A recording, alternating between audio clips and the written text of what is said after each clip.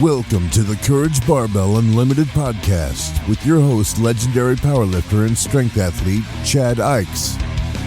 For most, the journey of strength starts in the gym, but should inevitably expand through all aspects of life. Join us as we discuss all things strength. Now, here's your host, Chad Ikes. Hey everybody, we're back again. Today we have another awesome guest. I've been trying to get on for a little bit because some of the knowledge he's put into the sport is actually incredible. And I see him as one of the leading VBT guys out there, which is something I've started incorporating but I don't think I've used it to its full potential by any means yet. So today we have Bryan Mann on. How you doing, Bryan? I'm good, Chad. How you doing? Thanks for having me on here. I'm good. So let's start kind of like your background. I mean, you did powerlifting for a little bit. I don't know back when you were the world's sexiest 380 pounds. Yeah. Well, I've done a little bit of everything. Nothing at a super high level. Powerlifting, I did pretty. That's probably what I did my best at. You know how it is. Whenever you're wider than you are tall, your sporting events kind of go out the way. So I think I was hitting my peak right whenever you were the world's sexiest 380-pound man. Yes. And I still remember that video. Self-proclaimed. Yeah. So yeah, that's it. I did a little bit of everything. I was always looking to see how to crack the code. Build a better mousetrap. Whatever, just approach training from a little different viewpoint, try and science the shit out of it, basically, I guess you could say. Yeah. So that's an interesting topic right there. Cause I'm like the blue collar guy. Yeah. So it's like, we need the science, but we also kind of need the art, I think. Oh dude, 100%. And it's kind of like meshing the two. So you have the guy, it's funny how we tend to kind of go one direction, like just our personality. Yeah. Oh yeah, absolutely. If I had a different background, a different makeup, I wouldn't be here today. It's just, I'm a product of being in the right place at the right time, a lot of times, and capitalizing on those, just being that, there was that old saying from Yogi Berra, if you see a fork in the road, pick it up. A lot of people think that's just stupid, but really what I thought was he was talking about opportunity. So anytime I see the opportunity, I just grab that sucker and roll with it, and then let's see what comes of it. And sometimes great stuff comes, sometimes not a damn thing. And that's what's great and frustrating about the field. I think that's a good life philosophy, though. Kind of like I always say, opportunity is going to come to everybody. The question is, are you prepared to grab it when it comes? Yeah, dude. And a lot of people aren't. And, I ain't going to lie. I'm not prepared for a lot of the opportunities that I've taken. But I saw that it was a good one. And, who was it? Patton said, basically that if somebody asks you, do you know how to do something? Say yes, take the opportunity and figure out how to do it as quickly as you can. That's really what I've done. Just take every opportunity that I can whenever it comes along and figure it out as I go along. And sometimes it's gone masterfully, and sometimes it has been just a beautiful train wreck. I can tell you there's been a lot of jobs in my life where I'm like, yeah, I can do that. Oh yeah. Okay, 100%. Get going. Shit, now I got to figure this out. Yeah, exactly. Yeah, I'm kind of scrambling on that right now. I'm doing something for cervical strength. I'm working on a study with some other people, and we're in there just talking about some stuff. I'm like, yeah, I'll do it. I have no idea how I'm going to do this. So I just started texting people that I thought would know, and we'll see what happens. That's the benefit to knowing a lot of people. I talk about that a lot. I've been fortunate to meet a lot of people. So when things come up with me or with my clients and I'm like, man, I'm not sure. Oh, but you know what, who might have a better idea?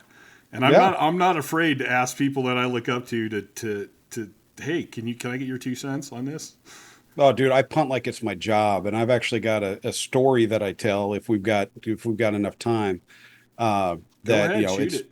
Oh, dude. So, how I don't know where you grew up, but me growing up in Oklahoma and Missouri, in the Midwest, if you had this friend of your parents, you called them aunt or uncle or whatever. So Aunt Charlene, she was my mom's best friend, and this is a couple of stories kind of combined into one. It makes it a little bit, better, but longer. I'll try and abridge it. So, long story short, my mom was retiring, and we set up a surprise party for her. Well, we didn't set up that; she did. They were doing this bus trip that she just lived for. Those gambling trips that you go on buses to Indian casinos. I don't know if you can say that anymore. Native American casinos, Yeah. whatever the appropriate term is. I sometimes fall back into the vernacular that I learned growing up. So, F-bombs might come out from time to time too. Me too. Yeah. So, but she loved those things, and for her retirement and birthday, that's what they were doing. So we had just had my oldest. This was 2016, June of 2016, and we went down to surprise her because I wasn't supposed to have the day off or anything. So we just drove down there. And that was the only time I think Aunt Charlene ever kept her mouth shut. She didn't spill the beans at all that we were coming up. And, it was a great surprise. And my mom loved it. Well, the next morning, we go to breakfast. And Aunt Charlene's like, "Hey, Bryan, you know something about strength training, don't you?" Like, well, I've got a now, I didn't get my PhD in this, but I've been a coach for a long time, and for over 20 years, written some books on the topic. I mean, might know a thing or two, but I'm not the world's foremost expert by any means.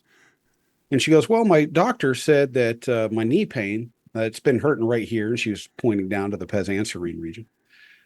It's been bugging me, and my doctor said that I needed to get my hamstring stronger, and that would probably go away. So as we're sitting at breakfast, I just started giving out some exercises, and she's like, "Yeah, we've done that, we've done that, we've done that." And Chad, it was about the eighth or ninth exercise that I brought up. She's like, "Yeah, no, I've been doing that." I go, "And Charlene, how long has this been going on?" 7 months. Oh shit! The hair on the back of my whole body just started tingling, and my stomach dropped. I'm like, "Aunt Charlene, I think that you got to go back to the doctor and have some blood work done." And because it should not take that long. Strength does not take that long. A couple of weeks would have been okay, but months. She ended up having stage 4 bone cancer, Oh man. and we lost her not too long after that. And one of the things that we have to realize is that we are not all knowing in this area.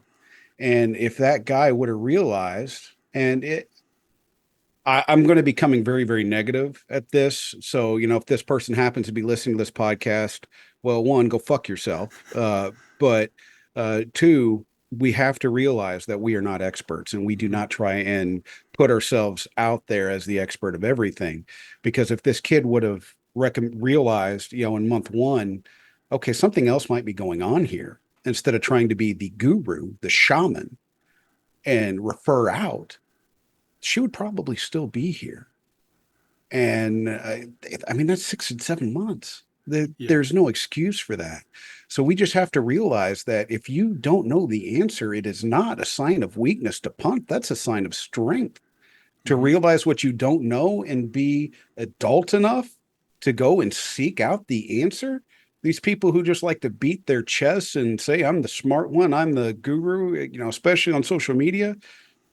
I want nothing more than to take I've just had my hip replacement, but I will let nothing more to take my cane and strangle them with it. Yeah. Just to be like, "You dumb MFer, how about you wisen up, realize that this isn't about you, this is about people living their best lives, and try and help them rather than just putting all these obstacles and bullshit in the people's way and in their heads." And just I could go on a rant for that for hours, but you that's the smartest thing in the world, is to refer out when you don't know something. Only stupid people try and do the same thing over and over again and expect a different outcome. Actually, that's insanity, I believe, with Hmm. the Einstein definition.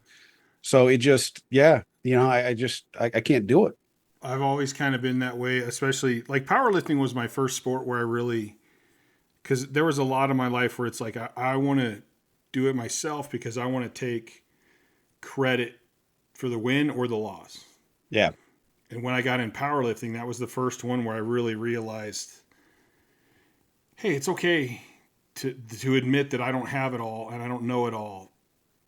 But do I have the guts to actually talk to the people that could help me? Yeah. And start helping Dude. me. And then when I had my team and I was competing at the highest levels, everybody on my team had a say. And if somebody like that, like for 7 months, you're like, wait a minute, all right, after like a month, we're not seeing any progress. It's time to start thinking a different way. So like if we had people on the team and it's like, man, Scott's bench has been stuck. Like we would almost have a team meeting. Yeah. Because it's like, okay, I'm the king here. I basically taught everybody, but I taught you guys to learn, and I can't see everything. Like Right. I can't know. There's so much to strength that you can't know everything. You can't be an expert at No. everything. So No. what's wrong with having another set of eyes on it or another thought? And honestly, I don't think any of us can say that we got where we got without help from somebody. Oh, dude, Like the 100%. sport progresses a little bit at a time, and like the next generation is better because they learned some stuff from us and they were able to move up faster. And like, there's nothing wrong with that. That's how it should work. No, if we're still doing the, I said this over in England one time. I don't know what got me so fired up on stage, but I looked at everybody. I'm like, look, guys, you've got to build. You've got to see what worked and move forward. This whole circular, progression or regression, if you would want to call it that we just go from this to that to this to that to this to that, and everything is circular. This is ridiculous. That we need to start sharing our results and try and find a way to move forward. If we're still talking about the same zones 20 years from now in VBT, I fucked everybody, man. Yeah. Because then that made them think that the guy's infallible and this is whatever. And no, dude, I'm fallible all the time. I'm flawed. I make mistakes probably every 30 seconds. I'm probably making a mistake. But that's life. And you just have to realize that. Don't seek for perfection, seek for improvement. Yeah. And once, people would start doing that, maybe maybe that would help improve my mental health too. If, I did more of that. Because while I said I do this, I'm not perfect. I don't. And if I have like a manuscript that gets rejected or whatever, I go down that whole, feeling like a failure, what's that called? Imposter Imposter syndrome. syndrome. Yes. Yeah. Hugely. And, for some people like, you deal with that? I'm like, dude, every day. Yeah. That's there's not a day that I don't look in the mirror and think, golly, they're expecting you to know this stuff. Mm-hmm. But that's just what it is. And I think, maybe that's why I'm somebody who's caused change, because I'm very well aware that in the grand scheme of things, what I know is minuscule compared to what is out there. And I'm not afraid for everything that I've done to be wrong. I mean, I am afraid of that. I mean, that is something that I fear, but I'm prepared. Yeah. That, hey, whenever the day comes, it's like, hey, you were wrong on every single thing you ever did. All right, well, fuck it. Let's go. Let's figure out what's the better way then. I think I had AJ Roberts on here a couple of times, and I think there was one time where I was talking to him, and he goes, I'd rather have a coach that has imposter syndrome than one that doesn't. Yeah. Because the coach who thinks he knows everything is not going to be apt to change, and the coach who considers or thinks he has imposter syndrome is going to be more likely that if something goes wrong, he's like, okay, well, I got to learn something else, or I got to get smarter, or we got to fix this. And like when I coach people, I'm like, listen, I can't tell you I know exactly what you need and everything's going to be perfect. What I can tell you is I have a lot of experience, and I'm such a hard head that I want to make you successful. And if I have to learn more, or if I have to try different stuff, I'm going to do whatever it takes to find a way to help you be most successful. Absolutely, dude. I'm right there with you. That's why I joke around between my kids and that stuff. That's why I got so many gray hairs and lost hair. Custer's Last Stand going up here, meeting in the back and the front. But that's it. It makes me pull my hair out. If something's not going the way that I think it should, why? And let's figure it out and not just blow it off to, oh, that's just random variance. Oh, yeah. Bullshit. There's always a reason. there's a reason for it. Let's figure out what that reason is, and let's quit being lazy and just calling it individual variation and and stuff like that. I think that's bunk. We should be able to account for it. We just don't know what the way is yet. Yeah. And that's a step. It's almost like no matter what you do, it's still a step in a progress. Yeah, Because, like you absolutely. said, even if you come up with something that's great right now, I mean, ideally, you want it to progress. So at some point, they're going to go, oh, that wasn't optimum. But at the time, it was the best we had. Now we know a little bit more. Now we know a little Yeah. bit more. Oh, dude, as our tools improve, I mean, shoot. I just brought this up the other day. Whenever they started out, the microscope is considered a foundational scientific tool. Mm-hmm. And when Van Leeuwenhoek invented the microscope, I believe he could look at cork in 5 times magnification. Well, we got an electron microscope on campus that has a 5 billion magnification. So as tools improve, we're going to improve our knowledge. That's like energy systems. Whenever I was in undergrad, we learned that you don't go into glycolysis until you've exhausted all the phosphocreatine stuff, and you don't go into aerobic until you've exhausted all this. And I was always sitting there befuddled. I'm like, but whenever I'm walking, I don't walk that fast. So then how come I'm going through all my phosphocreatine stores to just do slow walking? But then how come somebody who's doing a marathon can kick at the end? It just, I felt like I was dumb in that class because I just couldn't make those connections. And then lo and behold, no, it's like a mixer board. They're all working at the same time. Because we had better tools. And like Yeah. they used to think fiber types didn't change with histochemical staining. And yeah, no shit. I can't tell the difference between those shades. So I would say there was no change that happened either. But now, whenever we can do single fiber gene extraction, we know exactly what the makeup of that fiber is. And then we can tell how things have changed in much greater detail. And to see that, oh, yeah, no, these do in fact change. They change very greatly. It just, you wouldn't see it with the way that you were doing those antiquated techniques. Yeah. And and what is going to be the next big change that comes up in physiology? I don't know, but actually I think I've got a good idea. But I mean, we could talk about it, but that would probably bore your listenership. And I don't want to make people never listen to you again because you had Bryan Mann on. I don't think that'll happen.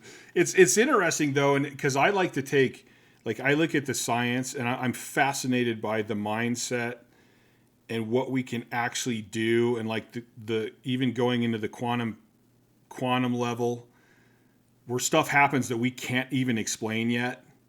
Yeah. And I'm like, Yep. so you have all this science, but like, how is it that the placebos work so well? So like, even when you do a study and stuff, it's like, well, nobody's talking about the mindset of these people that you're doing the study on. And like, Yeah. there's all the science, and then there's this underlying layer of the mental and the attitude and stuff. And because even when I worked in physical therapy, I got to where I could see people's, like, their attitudes and their mindset. And you're like, dude, this person's going to have a rough recovery, man. And this person's going to have a great recovery. Even to the point of people are like, Chad, I don't want to do this. I had a great life. I think I'm just going to call this the end of it. And like within days, they would pass away. Oh, wow. Yeah. And you're like, wow, if our mind has that much control, like, what does that mean with all the other science? Like, there's the base science, and then there's controlling your mind. And then I go down this rabbit hole of like quantum mental, just what's possible. Like, what could the body actually do? Yeah. Well, on that point, I don't think it's that the mind caused them to die. I think it was that the mind kept so. I got to be careful how I say this because I don't have any science behind this, but I'll give this example instead.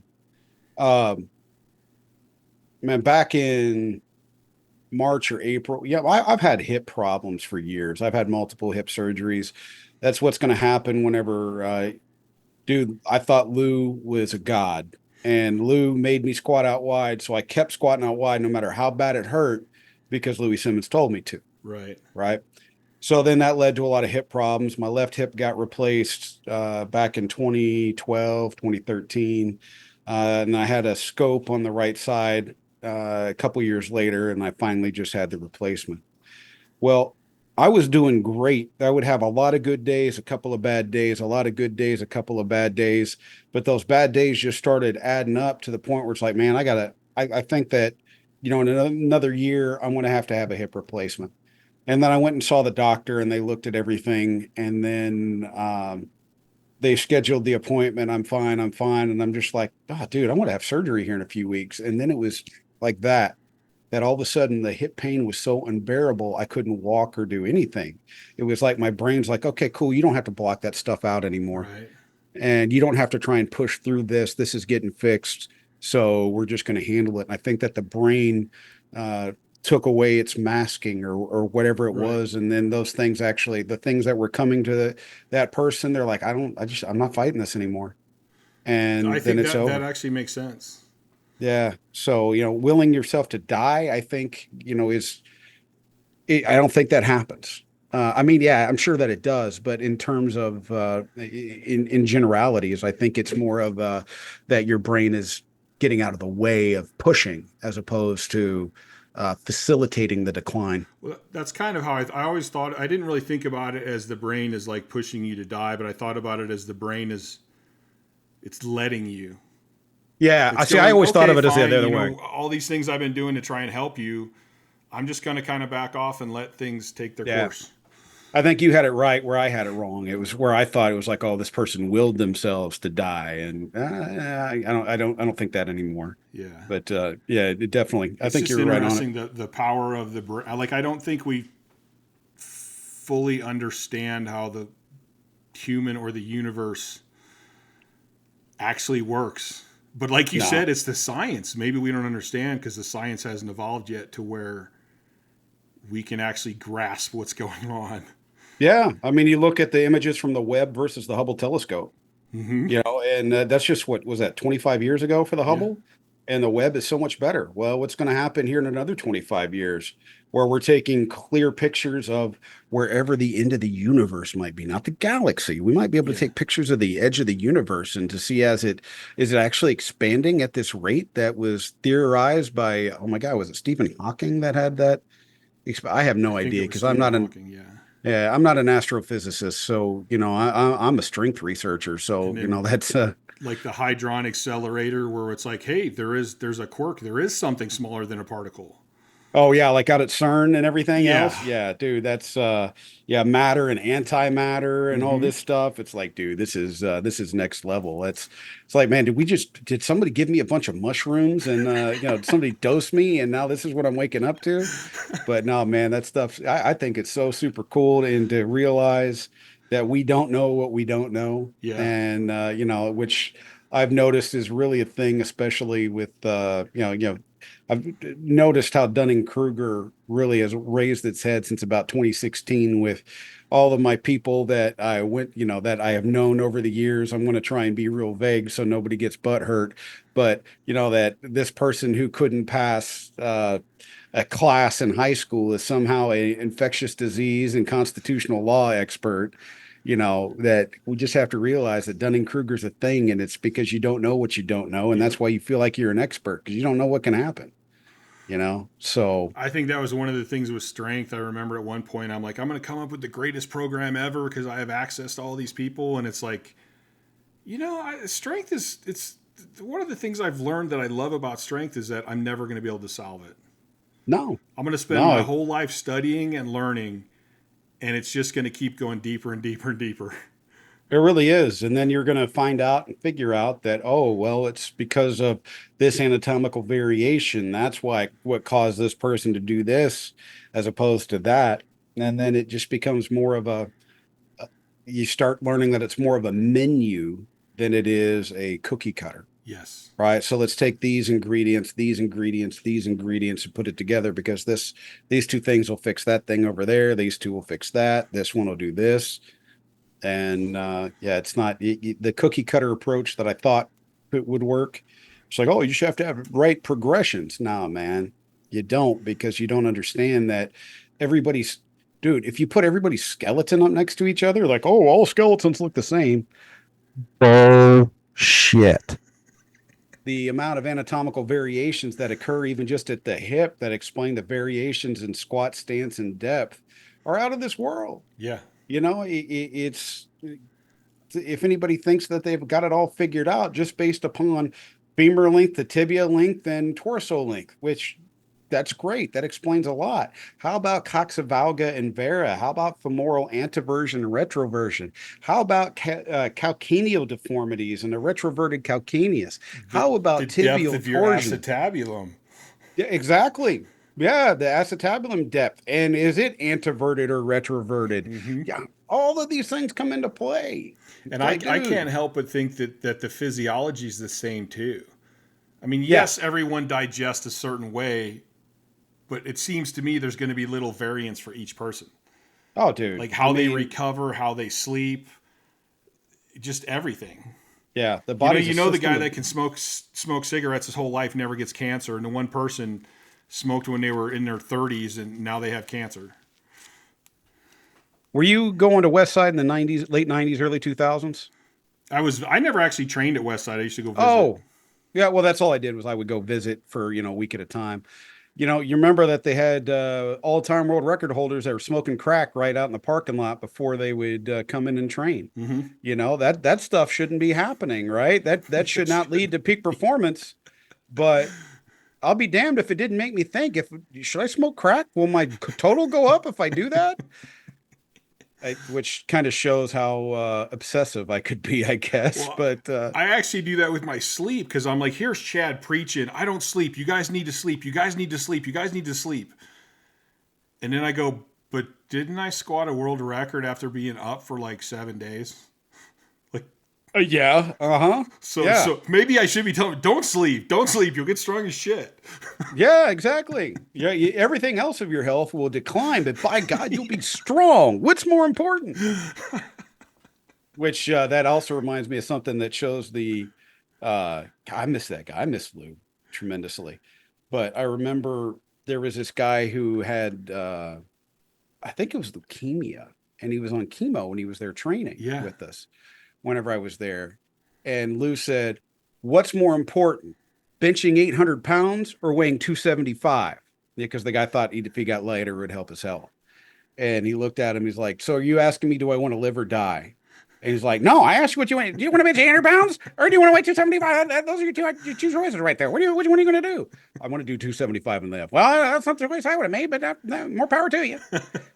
And, but yeah, and that's part of what drew me to him was that, I've got that obsessive nature as well. If I don't understand something or I decide I really like something, I throw everything I can into that. I think all the if you go back and like all the people that made a big difference in the world or came up with something new are all a little obsessive to that Oh to yeah, that degree where it's like they're going to put other things on the side to make this happen no yeah, matter what. and unfortunately, I know that I've done that. I try and do better with balance now, having a family. And that's one of those things like what is it? Self-efficacy is basically knowing yourself and being able to account for it, Mm-hmm. right? Uh, and that's becoming a parent and having a family. I was like, oh, huh. So if I don't want to have my kids grow up with an absentee father who's obsessed with work, I'm going to have to start putting in some boundaries and not do everything all the time and not be on the road every weekend talking at a different place. And some people are like, how much is it for you to speak? So then I tell them, and they're like, oh my God, you'll never get anything. It's like, well, maybe you're right. Maybe I'll get 10% of the things that I would have done otherwise. But if I'm going to be gone, you have to make it worth my time to miss my family. You're not paying me Yes. for the knowledge.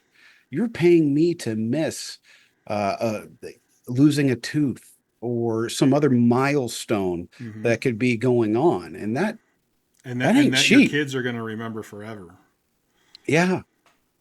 Yeah, dude, I remember they scheduled it after the fact, after the start of the semester.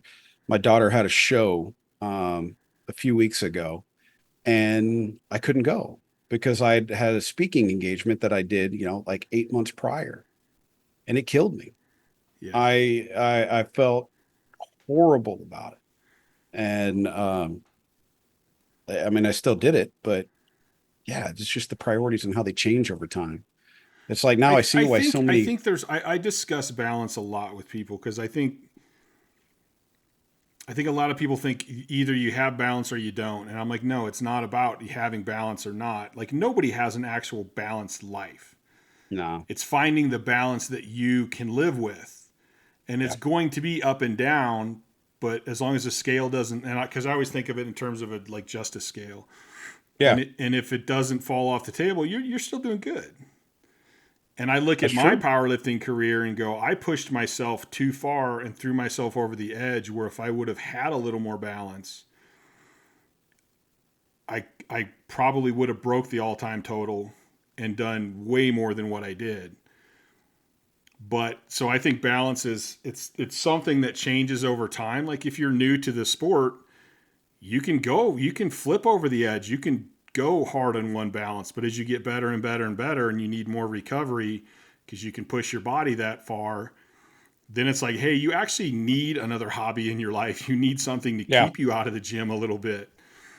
And I think it's the same thing with like family. Like when you're young and you can come out firing both barrels and go crazy because you have one focus in your life. Yeah. So speaking of growing up, I actually grew up in St. Charles, St. Peter's, Missouri. I Oh actually lived everywhere, but I spent my beginning of elementary school, then my middle and high school in St. Peter's, Missouri. man, I didn't know that. So I used to go to Mizzou for track camp every year. And I know Yeah, you spent quite a bit of time working at Mizzou. 15 years. And then now you're at Texas A&M. So you've been at some big schools. Yeah, man, we started out it was Southwest Missouri whenever we were growing up. That's And then where from one there, of my best friends went to Southwest Missouri. oh, when were they there? That was like 92. I think he did 2 years there and then he switched. So I Well, think it was that would like have been before 92 to my time. 94. I was there 90. Oh shit. Hold on. As a student, I was there from 97 to '03. Yes, I was on the 6-year plan. Uh, when you major in drinking for 2 years, that It tends slows you to down a push little slows bit. you down a little bit. Um, and yeah, so I was there. Then I went to Arizona State where I worked with Joe Ken. Mm-hmm. Then I went to the University of Tulsa where I worked with Pat Ivy. Back to Missouri State where they realized it's like, hey, you did it a lot as an undergraduate student, so we can't really run this without you. How about you come back and we're going to pay for your school and give you a stipend? Cool. And then from there, I just spent a year back there. Pat got the job at Missouri. I was there 15 years. Then I went to after the campus protest happened and the wheels fell off. Well, that led to 800 positions being cut at that campus. Mine was one of them. Ended up at the University of Miami. Ended up doing a dual role down there, like I did at Missouri, where I was a coach and not coach, but I was director of sports science for Olympic sports, and as well as the program director for exercise physiology, which was dumb doing both of those. That didn't last long doing both. I handed off the academic program director pretty quick. I'm like, man, I can't. Yeah, it seems I'm like a either going to. lot on your plate. It was too much. It was way too much.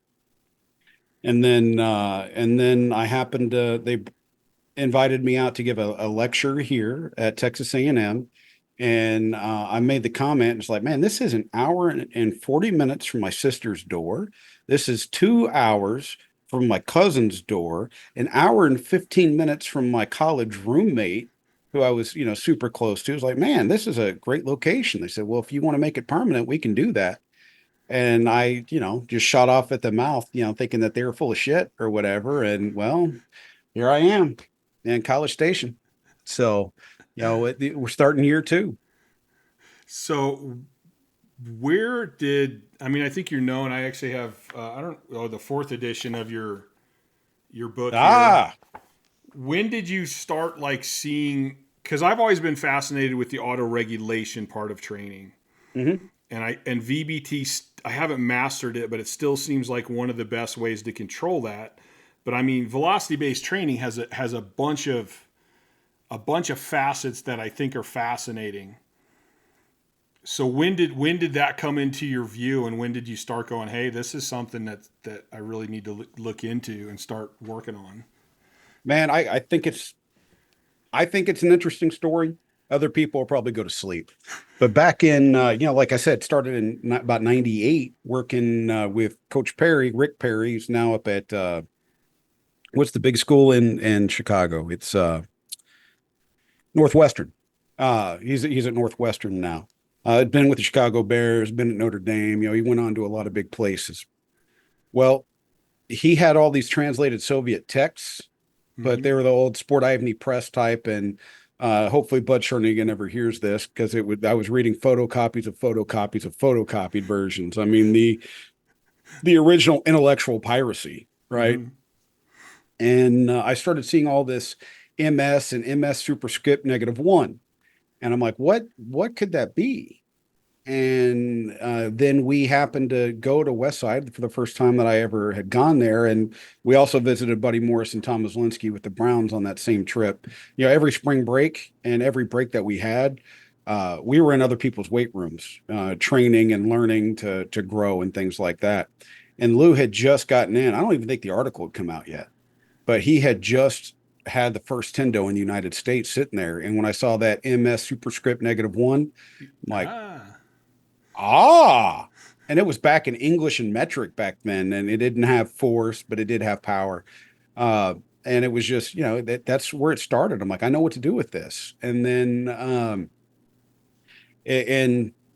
I started putting together the stuff that I had read in some of the different books and just kind of laid it all out there and started to look for the overlap. And the nomenclature I took from the Soviet stuff, and some things I think I could have done better. And I made it digestible, because I was like, okay, this is where somebody should be according to the research. Okay, they should be hitting peak power on a squat at about 1 meter per second. And if we work backwards and forwards from there with the overlay of the percentages of 1 RM that Bosco and some other people had determined, and we set all those things and layered on top of each other. And I'm like, oh, holy shit. This is just a way to make sure that we're using the right load for the day. And then it also gives us feedback and stuff like that. But it was because of lifting, reading, and visiting Lou. That's it. And that's where it all came from. And it's evolved a lot. I view things a little bit differently now than I did whenever I was coaching. But some of that's because I've gotten that 35,000-foot view. You can think differently whenever it is not your life on the line. And while some people are like, oh, it's just sport, your life's not on the line. It's like, well, if we don't win, I lose my job, we don't eat. No, my life's on the line. You think about things differently at that point in time. It's Yeah, much and harder also to jump and take that risk. oh yeah. And also the way that technology again has improved. I think, I see some other possibilities for the utilization of VBT and more of an individualized approach, using the load velocity profiles and how they change as a result of training. And I don't agree with some of the research that I really used to agree with, talking about how concrete it is. It's like, well, it's concrete in the short term. If you're looking at the next 6, 8, 10, 12 weeks, there's not much of a change. But if we look from year to year, there's a pretty significant change. And honestly, if you train one end of the spectrum, you emphasize it, you are going to see changes at that end of the spectrum. So then it's like, what does that mean? Well, it means that end of the spectrum ain't the same as it was before. Right. Because there's this whole thing, this principle that I don't want to blow anybody's minds with something out there, but that old specific adaptations to impose demands, the said principle, it works, and that's showing it. But I also had to step away from the way that I viewed training at that point in time, because as a power lifter who becomes a strength coach, I became a strength coach because I love lifting weights.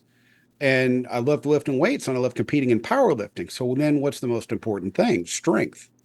So the only thing I looked at was that load in the spectrum. And if we, up, whenever we decrease the loads, we actually find some things that might be more important. For instance, with Miami baseball, guy, this was many years ago. It's probably 2 or 3 strength coaches now ago. I did this just to, as a like a little service for them. I did force velocity profiling on the trap bar deadlift.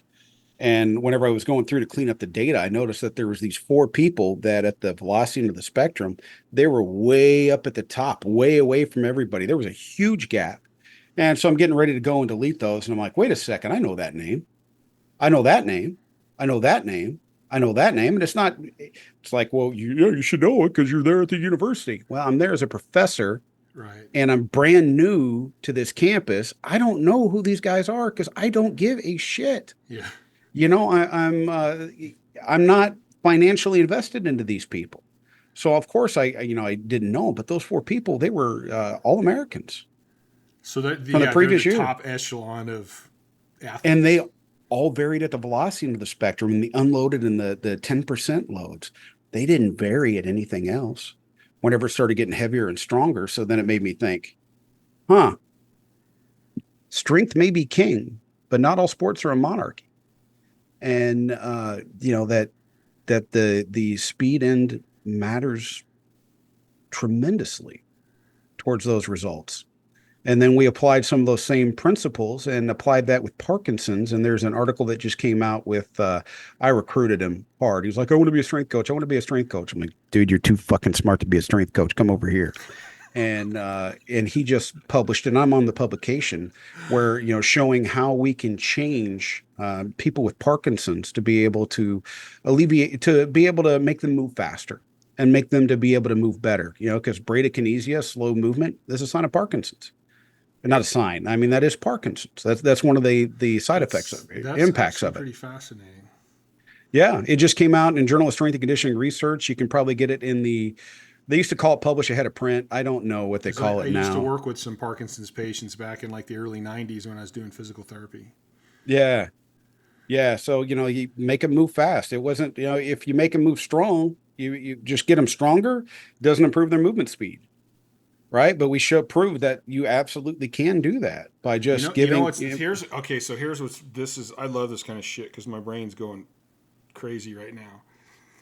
I had certain Parkinson's patients that I would be out walking them and they would be fine. Then they would start taking shorter and shorter and shorter steps.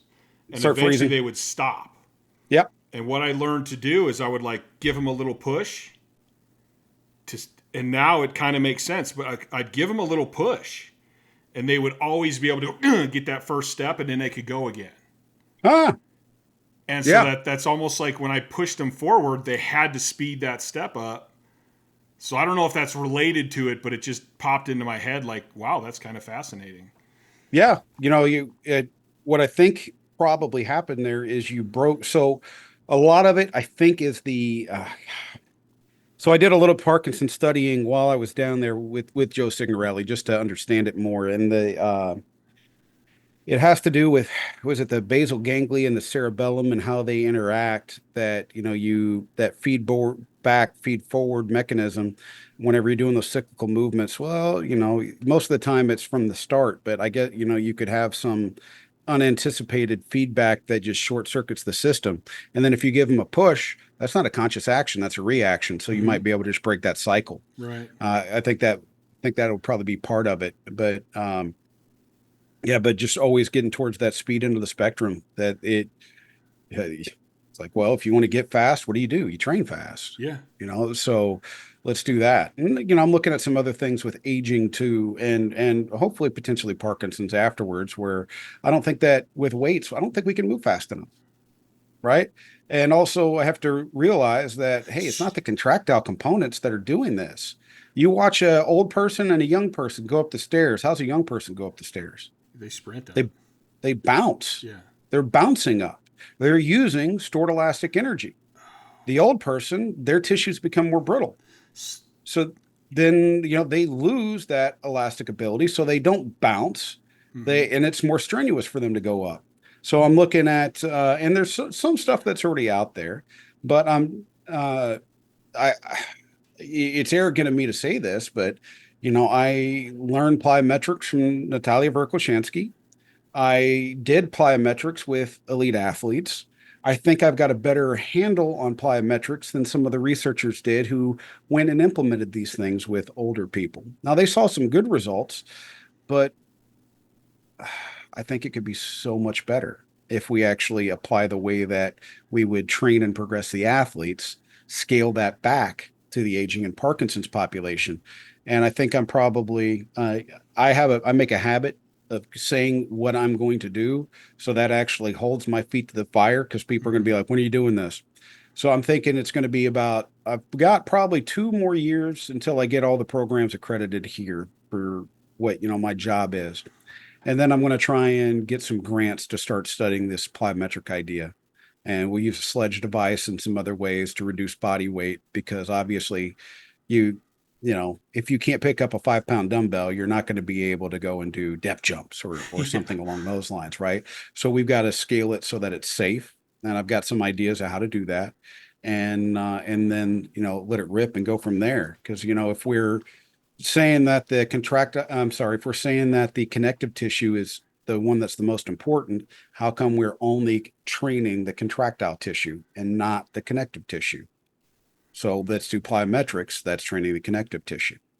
And I think that we'll get more stored elastic energy out of it. And maybe we This can keep is some people out of a nursing home. really interesting because I train a wide variety of people, Yeah. and I have clients in their 70s.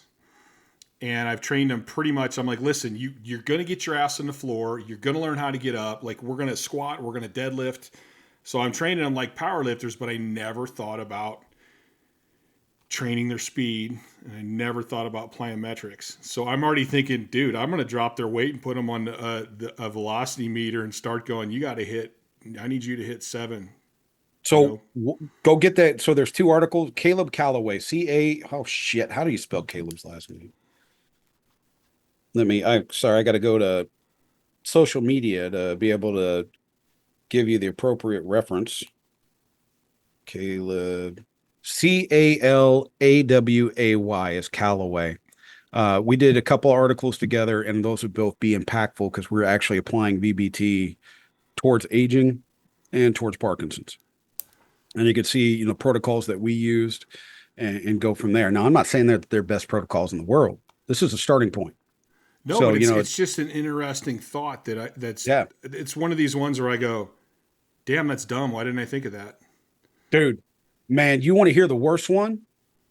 Dude. So I'm a moron. I'm an absolute and complete and utter moron. You sound like So, me now. oh, dude. So, like my earlier years in strength and conditioning, I knew that, hey, if somebody changes body weight, they're not going to be able to jump as high. How do we account for this? And then I eventually found the Sayers equation, right? And then after we found the Sayers equation, and actually Now, before that, I what was, equation is that? I'm not familiar with oh, that. it is just you use body weight and vertical jump height, and you can that tells you how many watts somebody would put out whenever they jump, Okay. right? And so I had found that, and funny enough, I worked with him, and that's who I published that APRE paper with. So that's just kind of funny. Uh, but I was like, well, how can we do this for sprinting? We got to be able to do it for sprinting, because force equals mass times acceleration. That's Yeah. what you're doing. You're accelerating. And the math doesn't math that well on it because of all of the things that we don't understand, right? The Dunning-Kruger I was exhibiting back then. It's like, because you can't account for the friction, the resistance of your shoe on the ground, air resistance, and other things. And then Pierre Samazino came by and was modeling and estimating that. Now, uh, but back to the point is that I eventually realized that what do I have that is solid, that is concrete? Well, if we run a 40, we have a distance and we have a time. Well, what is velocity? Distance divided by time. Holy shit. Okay. What else do I have? I've got body mass. So if I have mass and velocity, I know that I have this thing called momentum, right? Which is the same equation as impulse. So that's why they call it impulse momentum sometimes that you'll read in the research. It's because they're the same damn equation. As then I think it was like 2021, 2020, 2021, somewhere around there. I put out that paper with Joe Signorelli about how velocity is a better uh, outcome measure than sprint speed because you can't account for the change in body weight with just the speed, but you can if you multiply mass times velocity. Realize that it took me, I mean, we're talking 2018, 2020. This took 22 years for me to get to. I'm with my kids at the library here in College Station, and I see this book that says Sports Science for Kids. I'm like, oh, cool. Maybe there's some things that I can use some lab equipment or whatever, and just have some fun teaching the kids science. Mm-hmm. I'll be goddamned if it didn't have sprint momentum in that thing published in 2016. You want to talk about a moron? I worked for 22 years to figure out something that had already been done a long time ago. So, man, yeah, it's like, Yeah, but you came up with it on your own. Yeah, I came up with it on my own. I could have read a book and been done in 5 minutes, but I got to that thing on my own, damn it. Yeah. I'm not stopping and asking for directions. So, like I think one of the things for me, because I had been doing dynamic work, long time. Like I learned that West Side a long time, and it wasn't until I got my first meter that I went, holy crap, we were not as fast as I should be. Yeah. I thought I'm like, oh, I got it in the eye. Like I would have my clients send me videos, not fast enough. We got to change the weight. You need to be doing this. But with the meter, and I like the meter for multiple things. I think it's worth buying. If you do dynamic work, I think it's worth having a meter. Mm-hmm. And stop worrying about the weight. I don't even care about the percentages. You need to hit 0.7 meters per second. That's what I want you to hit. Yep. And I think, like, I've been pretty, like I said, I'm blue collar. So, like, with those ones, I'm like, listen, here's pretty much where I want you to hit. And I don't really change it it's pretty much the same for all of my clients. Yeah.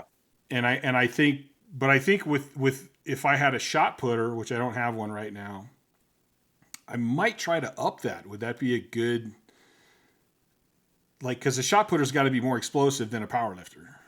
Absolutely. Yeah. So you could up it a little bit. I mean, shoot, I remember Christian Cantwell moving 455 at like 1.2 meters per second. God damn, that's on fast. Bench press, right? On bench. That dude was so freaking strong. He benched, I want to say the wrong number. I want to say it was like a 640 bench. And if that's low, then he is going to cut me out, slit my throat probably next time he sees me. But, he was just a super strong dude, and he was explosive at heavy loads still. But that's why he was the first guy in history to throw 73 feet in 3 consecutive competitions. Yeah. I don't know if Krauser's even done that yet, but he's done better because he broke the world record and got 3 straight golds. Yeah. So, he wins on best of the best. I don't think Krauser can bench 6. I could be. I don't know if he can or not. Yeah, I'm not sure. But that Christian could bench 550 in high school. Interesting Christian Cantwell story is that the first girl that I went on a date with in college was his girlfriend in high school. So she's like, you only bench 450? My boyfriend in high school benched 550. And I'm like, yeah, whatever. This girl's full. Yeah, exactly. And then 7 years later, I'm up working at Missouri. How long ago was it after that? 5 years later, I'm at Missouri and I'm like, wait a second. Do you know Casey? The person's name, I almost threw it out there. Do you know this person? He's like, yeah, I dated her for this number of years. I'm like, you son of a bitch, you really could do that. She wasn't lying. I thought she was a liar all these years. So, that's freaky strong. Oh, dude. And his son, it's even worse. His son, Jackson Cantwell, is the number 6 recruit in the country, right? And he's, offensive line. He's like 6'8", 6'9", 3-something, repping 405 on bench, has the national record and world record for his age groups and the throws, like all the way down to being a little tyke. And whenever he was breaking him, he wasn't, like a centimeter. It was a big increase. This dude's breaking it by 2 and 3 meters. That's crazy. Yeah. He's going to be I keep telling people, He's going to be the next Michael Carter. He's the best chance that we've got at it to win a Super Bowl ring and an Olympic gold medal in the same year. He's the That next would be person that could crazy. potentially do it. Yeah, God, that'd be crazy. So with, I think, yeah, I think like if you do dynamic work, it's worth getting a meter. absolutely. And Dude, let's even look like, at let's even look at a study from just relating to just having the meter. We look at this study by a guy named William Randall, Nick Gill, and Mike McGuigan and John Cronin are all on this paper. And these are guys that worked with the New Zealand All Blacks. Nick Gill is okay, still their strength coach, as far as I know. They looked at professional rugby players. So you could take a guess where those guys came from. hmm, They're probably the farm team, but still. Uh, and they did the exact same loads, exact same sets, exact same reps, and I mean relative loads, like percentage of one RM, et cetera. But there was 3 sets of 5 that they varied, and it was on their jump squats once a week. One group received the feedback of velocity, the other group did not. And the group that received the feedback of the velocity on their squat, no, it's twice a week. So we're talking 30 reps total out of a total, however many for reps for the whole workout, right. whole, all everything for the whole week. The group that received the feedback of velocity saw improvements in sprinting and jumping, vertically and horizontally, like 3 to 5 times as much as the group that didn't get the feedback of the velocity. It's like, oh, it's 500%. Well, not really. I mean, we're talking about 0.5 and 2.5%. But if we're looking at, hey, if you can improve your power 2.5% in 6 weeks in a pro athlete, That's a holy lot. yeah, that's tremendous amounts. And that was the only thing that varied is they got the feedback. So yeah, dude, just getting the meter, provided that it's a reliable device, you're gonna get better in your ability to move and jump and produce power just because of the effect of that feedback. That's completely objective. Is it fast enough or slow enough? Yeah. And you see, Yeah. you look at, if you go through social media, I'm so sick of seeing people. I watch the video, then I read it, and then they're like, yeah, this is my dynamic day. I'm like, that's your dynamic day? Like, dude, you're not producing hardly any force at all. Like, it's No. slow as shit. Like, you Yeah. need to just bite the bullet, drop the weight, and then go, it's not about the weight. It's about what I can get on that meter. Yeah. Yeah. We have to realize that we're developing physical capabilities, not trying to develop everything at once. Yes. And Right. that day, So, that's a dynamic day. It's about learning to generate the force. exactly, man. It's like Bob Ross wasn't doing the mountains and the, happy trees and happy accidents all at the same time with one brush. No, he Yeah. used this stroke for this and this stroke for that. Mm-hmm. And then he probably had a toke to be able to take the next stroke. So, Yes. That dude but was that's, definitely token. oh, he had to be. Nobody's that calm without that. No, nobody's that calm and happy otherwise. Uh, but that's just it. We've got to focus, and that my students get sick of it, I'm sure, because I keep hitting them. Well, what's the said principle? Why is this happening? Go back to the said principle. Why did it happen? And there it is. Specificity is a thing, and until we realize that, we're going to be doing the same damn revolving merry-go-round whatever of training methodologies until we realize that we have to target something and train it specifically. Everything doesn't improve because of one thing. Now, I should give this a caveat that, yeah, if I get stronger and I'm weak, that's a general physical preparedness. This is just a basic requisite capability. And if I get up to the top of the cup, and what do I mean, top of the cup? I always give this example like, hey, I've got this 30 this 1 liter water bottle, if that's what I need glasses to actually read it. But I got this 1 liter water bottle, right? Let's say that I'm so thirsty, maybe I'm down like 8 pounds. I need to go drink 2 liters of water. Well, can I fit 2 liters of water into this bottle? No, it No. takes a liter and then everything else spills over. That's like those general physical preparedness capabilities that, yeah, you're going to do it and you're going to get better. You're going to get better. You're going to get better. And then there's a point in time where now the water bottle's full, all of those additional time that you spent developing the squat, it's not going into sport specific improvements now. It's just going to have a bigger squat for the sake of having a bigger squat. So we need to make sure that once we get past those requisite abilities, that we are applying the principle, that said principle, and trying to go with the principle of specificity for training. Okay, you might be super strong, dude. I was super strong, but you could time my 40 with the sundial, right? Um, so the things that I could continue to throw the heavy loads at it to try and improve my lifts, but then I listened to Lou and I started doing dynamic effort, and then my bench went up 50 pounds, right? Or no, it might have been my squat that went up that much, from like 7, 8 weeks, because now I'm training a weakness, and then that's making the whole chain stronger. So, we just got to get into that specificity for everything. So do you think that, like, in terms of a power lifter, do you think a power lifter can like level out with their dynamic training to the point where it's like, hey, maybe we don't need to train dynamic as much? I think so. I think that could absolutely happen. And then you need to do the next thing. What would the next thing be? Well, if you were just doing dynamic effort with straight weight, well, now it would be adding on accommodating resistance. Okay. So we can get some chains and bands and eke that out a little bit more. And then if we're trying to move the whole thing up, well, we're going to have a different stimulus now, something even faster. So then we would have to go to bench throws or med ball throws to be able to further elicit a greater increase of that velocity into the spectrum. Now, is that going to continue pushing the 1RM up? I don't know. Right? Because I can't. Well, you train people still that power lift. I can't, man. I miss it. I miss it so much. And if I get back around it, anytime that I get back around it at all, I start lifting heavy again and I hurt myself. And I'm not going to not be able to play with my kids because I couldn't control myself in the weight room. Right. Today, I went up to 275 and hit 20, I think it was 20 reps on squat. Right. Not full squat. Don't get me wrong. This is more like, whenever Dave was like a week or two out of surgery and, he did like 800 pounds for, whatever. It's that high box squat. So then, it was just, 275 on that for, 20 reps.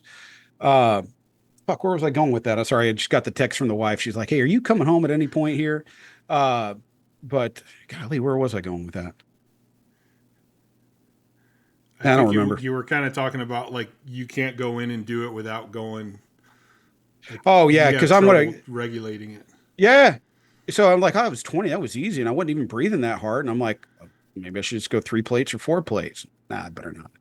I got to pump the brakes. Because once that flip switches for me, it's over. I'm working on that right now because I'm 52, just coming off of a back injury, and like I still want to go heavy, and I'm trying to find that balance of like, listen, Chet, you're never going to do the numbers you did before, but you can still be strong. Well, what's strong to you, and can I get there without doing dumb things?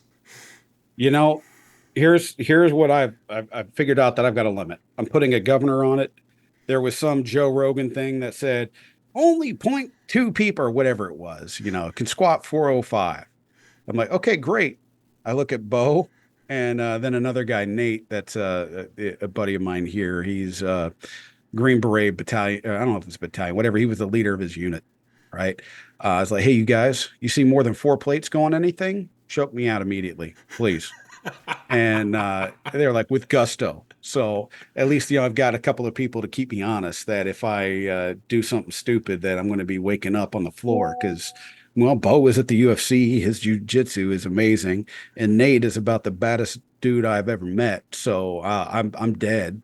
So that's, that's a good hammer for me to realize that, hey, do you want your ass kicked? Or do you, would rather stay intact and then be able to go home tonight and not have a headache. So here you go. So, well, that brings me to one thing that I haven't started playing with yet, but I'm really interested in is kind of using VBT as my auto regulation on my max effort days.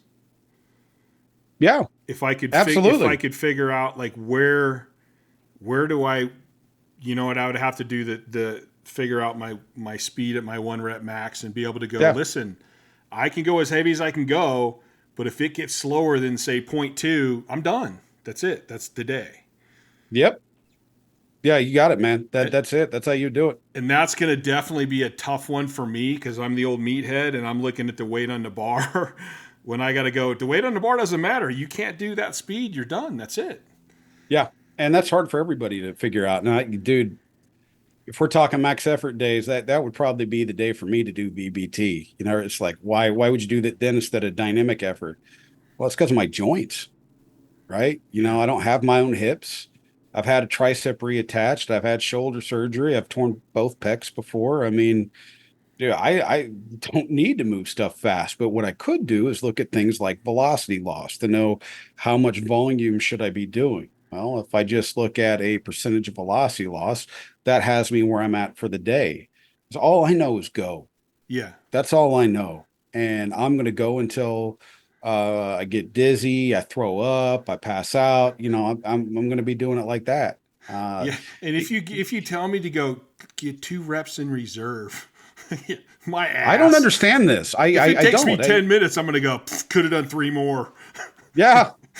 You know, there is a study dealing with power lifters. I think I'm trying to remember who the lead author was. I think it was Helms, but Mike Zwardos was on the paper, and it was talking about RPE and velocity, RPE and powerlifting and some other stuff with it.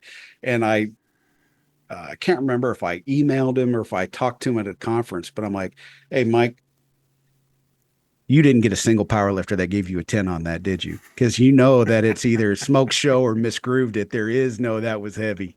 And he just started laughing. He's like, yeah, you're absolutely right. We did not get a 10 from that. And like, yeah, because God knows that I never missed a weight because I wasn't strong enough. I just misgrooved it. Yep. So if I did go like I want to do that with a max, I would need to record like a true max. Yep. Kind of see where my speed is.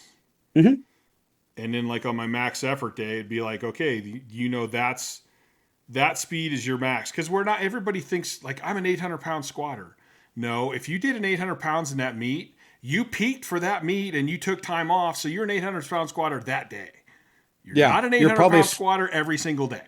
No. And if you were, then squat 800 pounds every day and see how many days you get through it. Yeah. Man, my back hurts just thinking about that. Oh gosh. Yeah, no, another way to do that would be to look at that velocity loss. Look at 10%, 20%, 30%, 40%. I don't go any higher than 40% velocity loss. You tend to start flirting with failure at that point in time. And while that's great for hypertrophy. So what do you mean by you're looking at velocity loss? Yeah, so depending on the device that you have, it tells you like what is your percentage of your best velocity of that set. So, you know, how much should you drop down? So the more velocity that you lose, the more repetitions that you've done, and the closer you go to failure. So you're looking at sets and going, dude, that rep you lost 40% of what your first one was, you're done. Exactly. Gotcha. Yeah. That's yeah, and I normally stay around I was thinking more like a 1 rep max. And you can absolutely do that. But to me, just because of how well I know myself, I know that for me is going to be very difficult to do and to dial in. But I can look at, you know, this set load, and I think this is easier for other people too. I can just have this set load, like maybe, you know, you were going 75% of this predetermined max from, you know, 20 weeks ago, whatever. If instead of saying 4 sets at 8 at 70%, I do 4 sets at 70% with this amount of velocity loss. And then they'll either hit a lot of reps or they'll hit few reps. Right. And you know, you'll but it go serves from there. the purpose. They hit the amount of training that you wanted and the stimulation of growth that you wanted. Yeah. And then if you can sink into that, then there's no, I should have went harder or I should have did more. You're like, no, this is what we were shooting for. That's what you got. The meter says it. Done. Yeah. Yep. You got it, man. That's it. So making it just, and one of the reasons why I went to velocity loss is because of, well, like we talked about the technology improving, right? Or, and it's not just technology improving. There are different technologies that now can do the same thing that the linear position transducer could do. Well, if you've ever measured with, I know that you've got a blue collar background. I've seen two tape measures be a half inch off between the two. Yeah. Right now, granted, I think I got that one at the dollar store, I but actually no, there is like if the tip, yeah, people will bend that tip, yeah, and that can make you up to like a quarter inch off. yeah, 100%. And then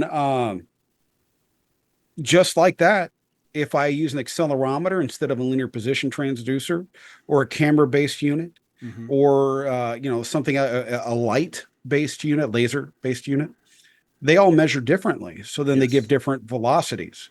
So if I were to say you need to do this at 0.5 meters per second, well, for the accelerometer, maybe that's actually 7.5.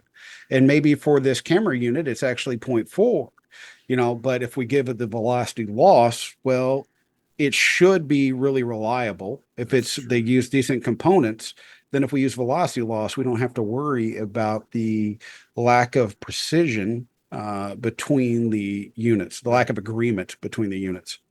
And so then I think that just makes people a little bit more. I think it makes it a little bit more user friendly. Yeah, that's true. I have what do I have? I have a Rep 1 unit, I have a Flex unit, and I have a True Rep unit.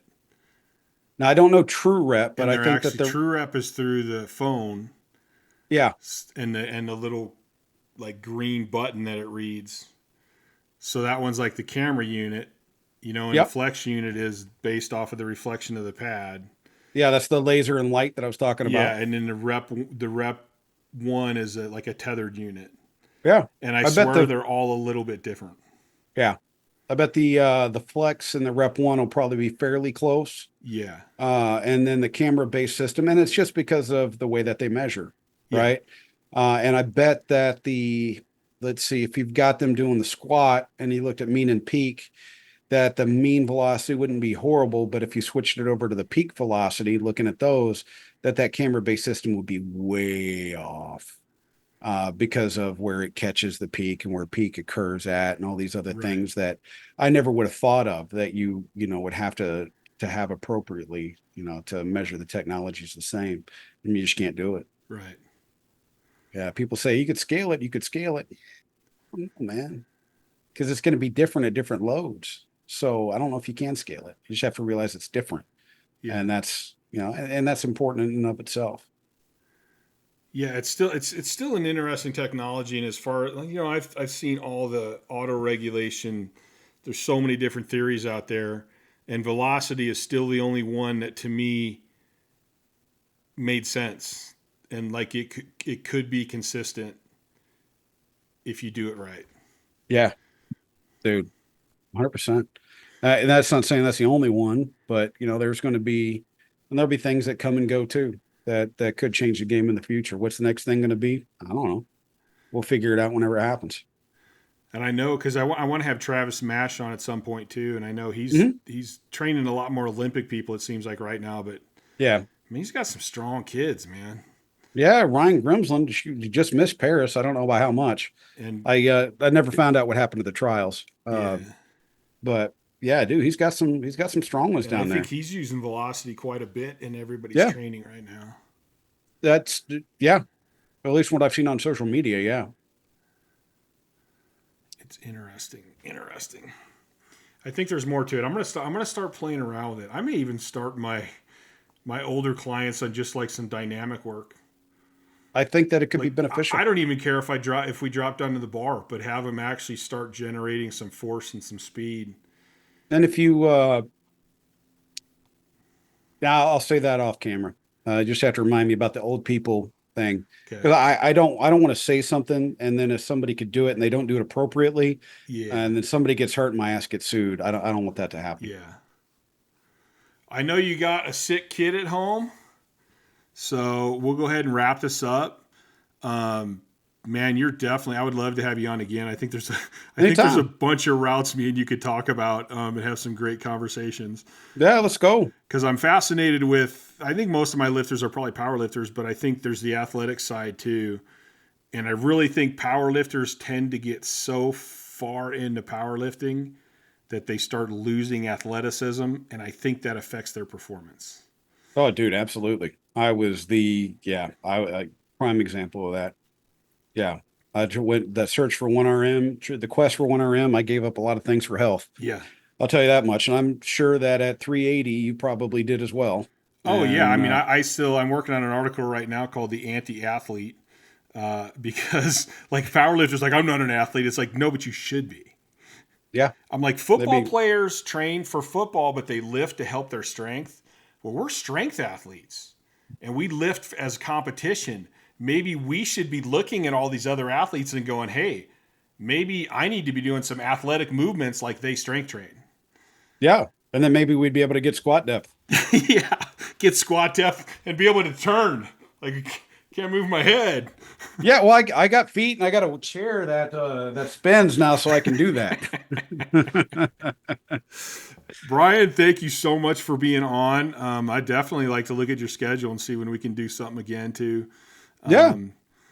And so I'm going to hit the outro. Thanks for being on, man. It was awesome. My pleasure. And I'll hang on to tell you that idea. Yeah.